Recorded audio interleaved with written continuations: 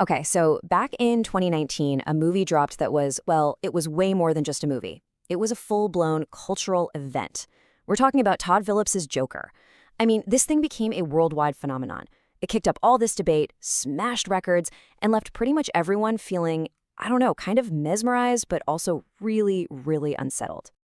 So that leads to a really interesting question, right? Think about it. We're living in this age of giant CGI-packed superhero epics, all connected in these huge universes. So how on earth did a dark, super gritty, R-rated character study, made on a pretty small budget, by the way, end up becoming one of the most successful films of all time? Well, that's what we're going to dig into. Let's break it down. All right, so the story of how Joker just blew up really starts with one core idea.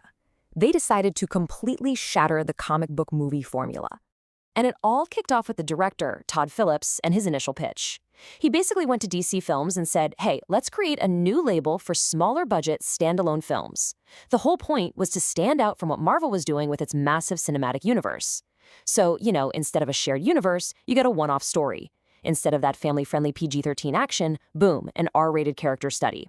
Honestly, it was a gigantic risk. They were basically throwing out the entire blockbuster playbook. And yeah, that R-rating, it was absolutely crucial. This wasn't just about, throwing in more violence or swearing. No, it was a signal. It was telling all of us, the audience, that this was going to be a seriously intense adult look at a man's spiral into madness. And that had never, ever been tried before with such a huge mainstream character from the Batman world. But the vision here went even deeper than just breaking the genre. The creative team wasn't trying to squeeze the Joker into some pre-made movie mold. Nope.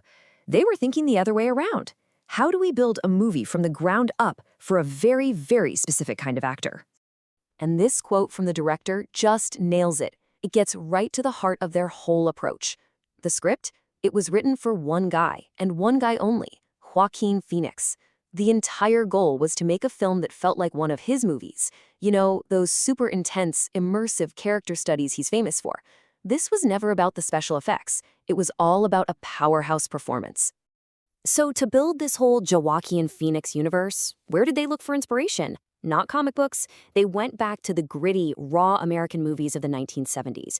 We're talking about films like Martin Scorsese's Taxi Driver and The King of Comedy. These were massive influences. Those movies about alienated, lonely guys in a city that's just falling apart? The goal was all about psychological realism, not comic book fantasy. So, they've got the concept locked down. Now comes the hard part. The absolutely monumental task of actually creating the character of Arthur Fleck.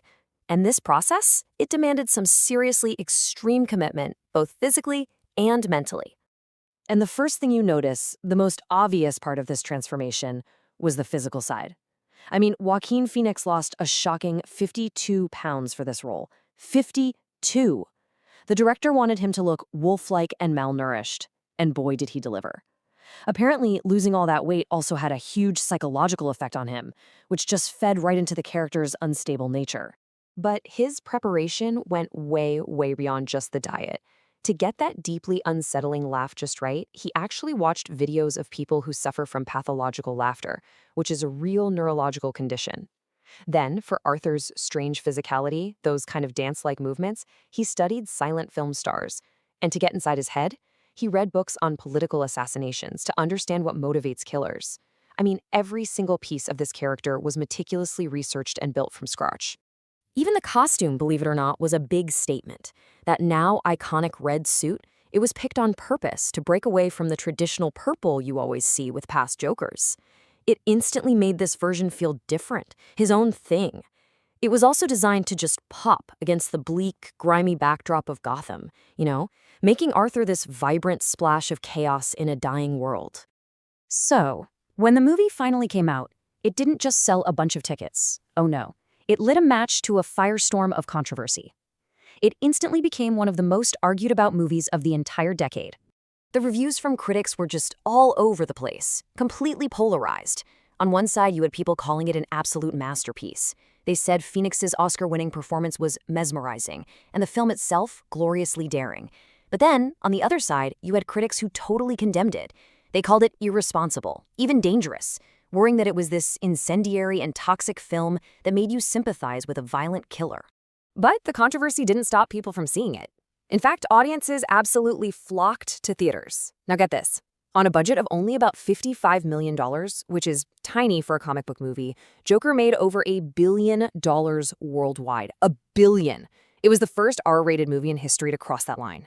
And when you look at how much it cost versus how much it made, it's the most profitable comic book film ever made, period.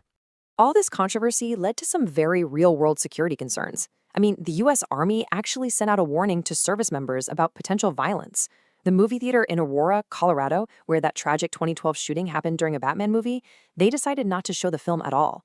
Some theaters banned Joker costumes. They even disinvited journalists from the premiere just to try and calm things down. But, and this is really important to point out, despite all those fears, no violent incidents linked to the film were ever reported. Pretty soon, the film's influence just started to spill out of the movie theater and right into the real world.